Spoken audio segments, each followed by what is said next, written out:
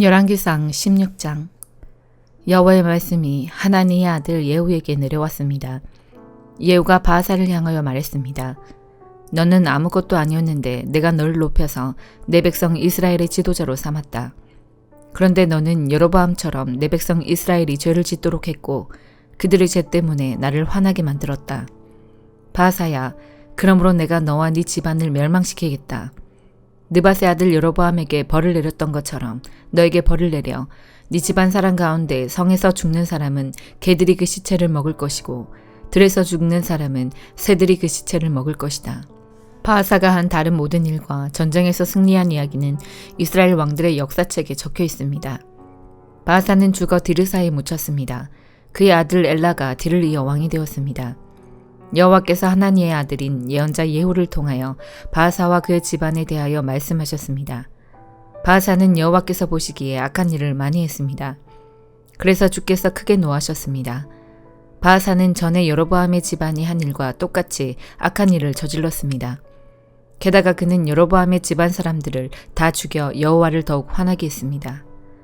아사가 유다의 왕으로 있은 지 26년째 되는 해에 바하사의 아들 엘라가 이스라엘의 왕이 되었습니다. 엘라는 디르사에서 2년 동안 다스렸습니다.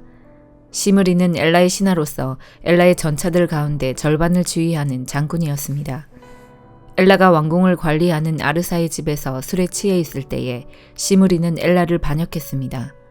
시므리가 아르사의 집으로 들어가 엘라를 죽였습니다. 그때는 아사가 유다의 왕으로 있은 지 27년째 되는 해였습니다.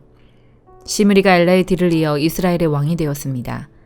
시므리는 왕이 되자마자 바하사의 집안 사람들을 다 죽였습니다.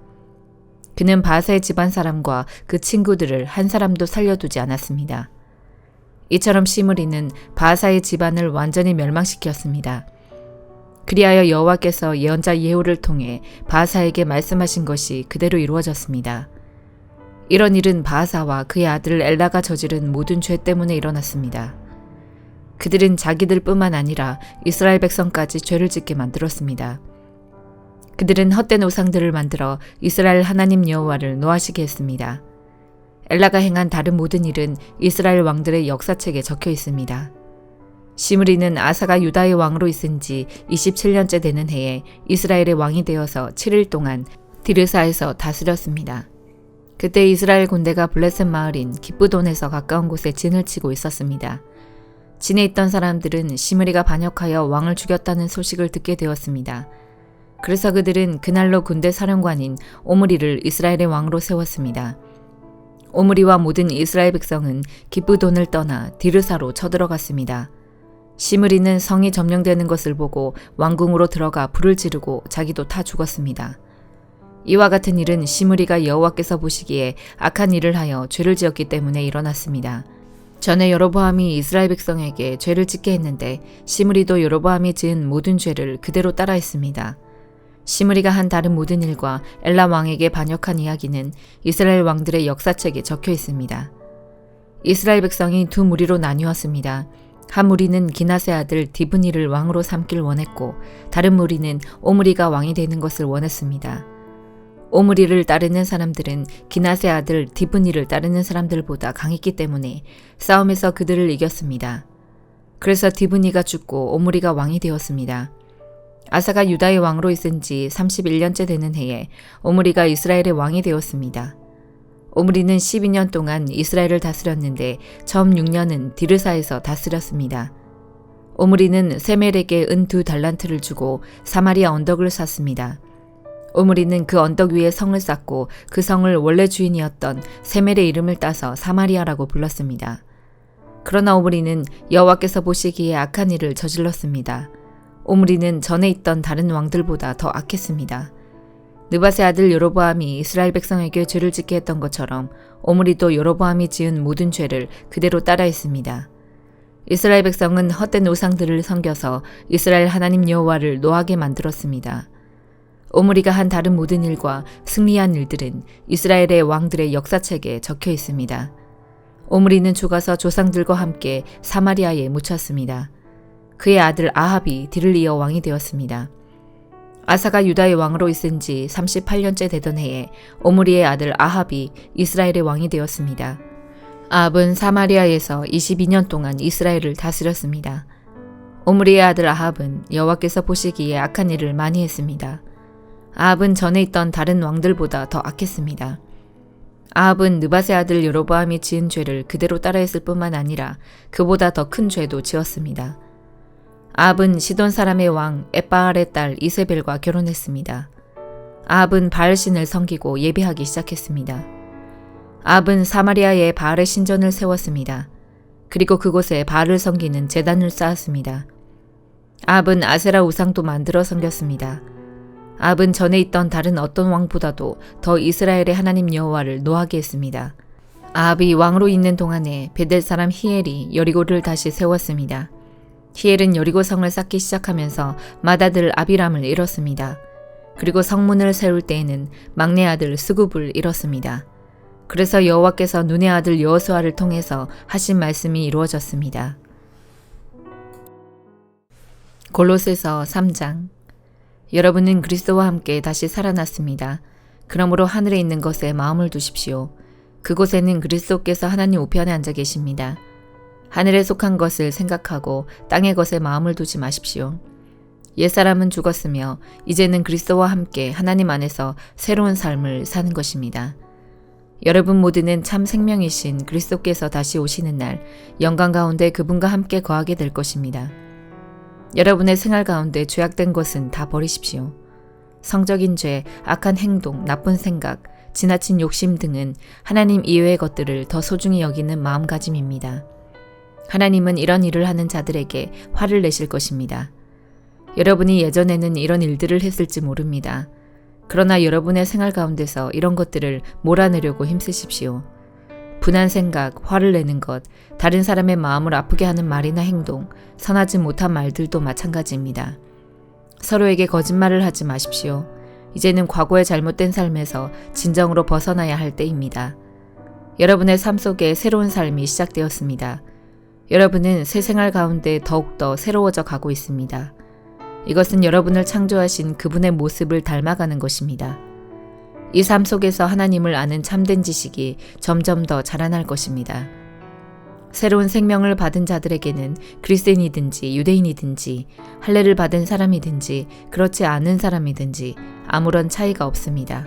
또한 야만인이든지 수구디아인이든지 종이든지 자유인이든지 그것도 중요하지 않습니다. 오직 모든 믿는 자의 마음속에 계신 그리스도만이 이것들 중에서 가장 중요합니다. 여러분은 하나님의 선택을 받아 그분의 거룩한 백성이 되었습니다. 하나님의 사랑을 받는 만큼 다른 사람에게 너그러운 마음을 가지십시오. 친절함과 겸손함과 온유함으로 그리고 인내하는 마음으로 다른 사람들을 대하십시오. 화를 내기보다는 용서하고 여러분에게 해를 입히더라도 용서해 주기 바랍니다. 우리 주께서 우리를 용서하신 것 같이 우리도 다른 사람을 용서해 주어야 하지 않겠습니까? 이 모든 일을 하되 무엇보다도 서로를 사랑하는 것이 중요합니다. 사랑은 모두를 완전하게 묶어주는 띠입니다. 그리스도께 받은 평화로 여러분 마음을 다스리십시오. 항상 감사하는 생활을 하십시오. 그리스도의 말씀으로 여러분의 삶을 풍성히 채우십시오. 주신 지혜로 서로를 가르치고 세워주기 바랍니다.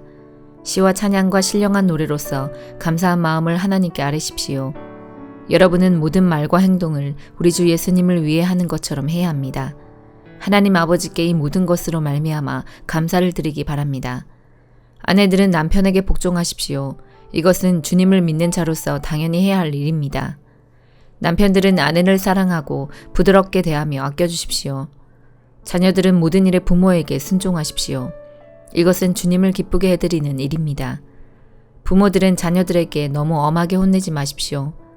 그들이 혹시 용기를 잃고 낙담할 수도 있습니다. 종들은 언제나 주인에게 복종하십시오. 주인에게 잘 보이려고 주인이 볼 때만 열심히 일하는 척해서는 안 됩니다.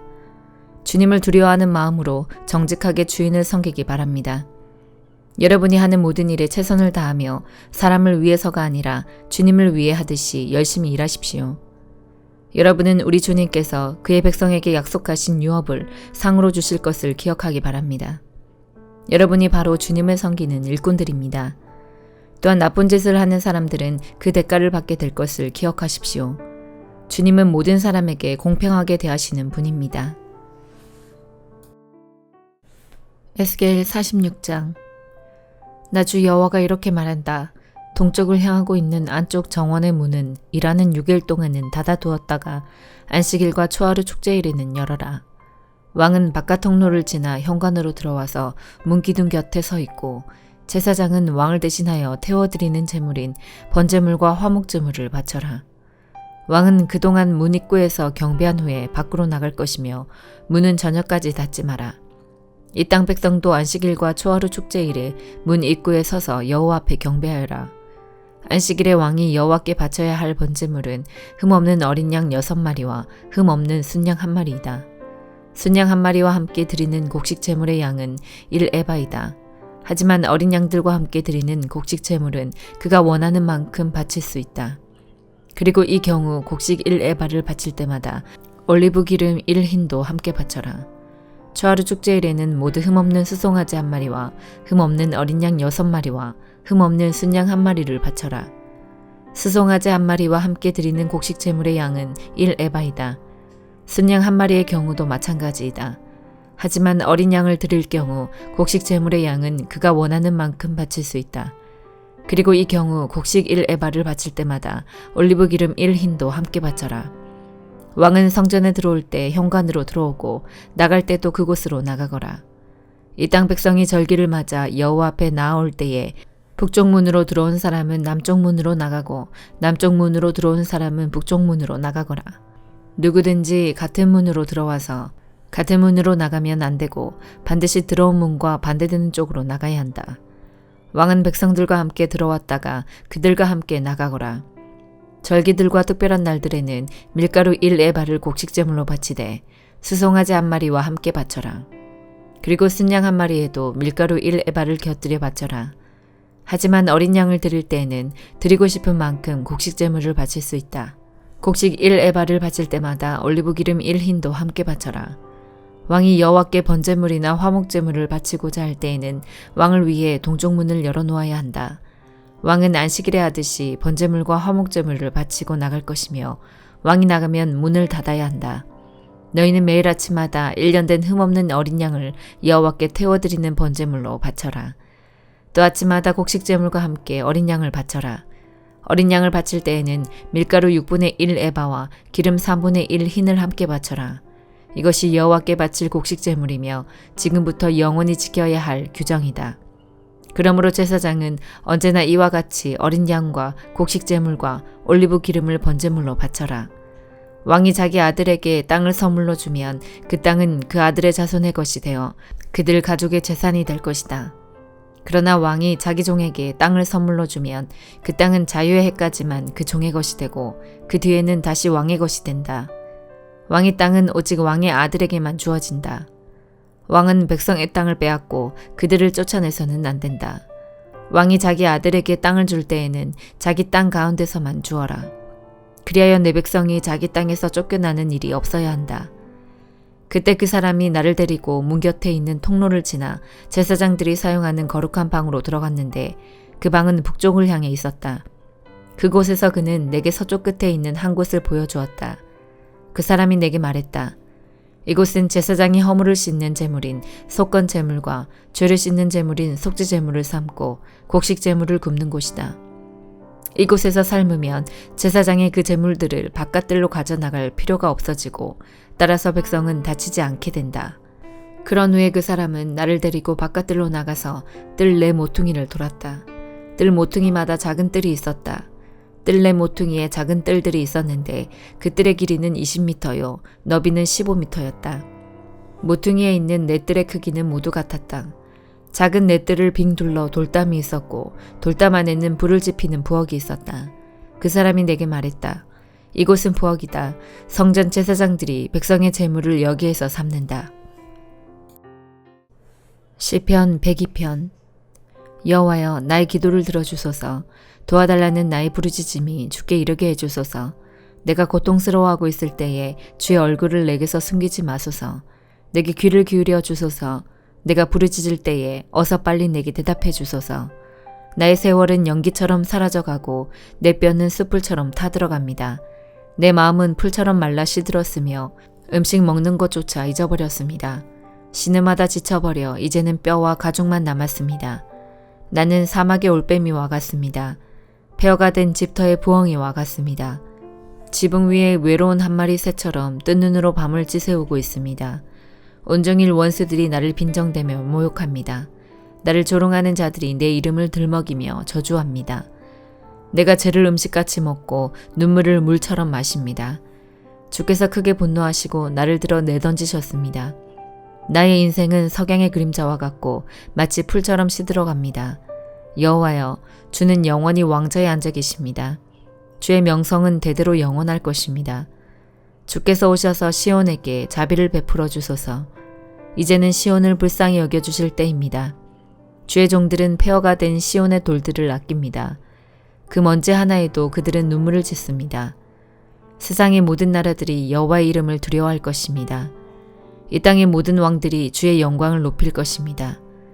여호와는 시온을 다시 세우시고 영광 중에 그곳에 나타나실 것입니다. 여호와께서 가난한 자들의 기도에 응답하시며 그들의 기도를 물리치지 아니할 것입니다. 미래의 세대들을 위해 이 일들을 기록해 놓아 새로운 백성들이 여호와를 찬양하게 합시다. 여호와께서 저 높은 성소에서 굽어보시며 하늘에서 이 땅을 살펴보셨습니다. 갇힌 자들의 신음소리를 들으셨고 사형 선고받은 자들을 풀어주셨습니다. 그러므로 여호와의 이름이 시온에 선포되며 그를 찬양하는 소리가 예루살렘에 가득 퍼지는 가운데서 나라들과 민족들이 함께 모여 여호와를 경배할 것입니다. 내가 사는 동안에 주는 나의 힘을 꺾으시고 내가 살 날을 단축시키셨습니다. 내가 이렇게 주께 아뢰었습니다. 나의 하나님, 내 삶의 중간에 나를 데려가지 마소서. 주의 세월은 끝이 없습니다. 태초에 주는 땅의 기초를 놓았습니다. 하늘도 주의 손으로 만드신 것입니다. 하늘과 땅은 사라질지라도 주는 영원하십니다. 그것들은 옷과 같이 낡아집니다. 주는 그것들을 의복처럼 바꿀 수 있으며 언제라도 버리실 수 있습니다. 그러나 주는 언제나 한결같으시니 주의 세월은 결코 끝이 없을 것입니다. 주의 종들의 자녀들이 주 앞에서 살 것이고 그들의 자손들도 주와 함께 영원히 있을 것입니다. 아멘.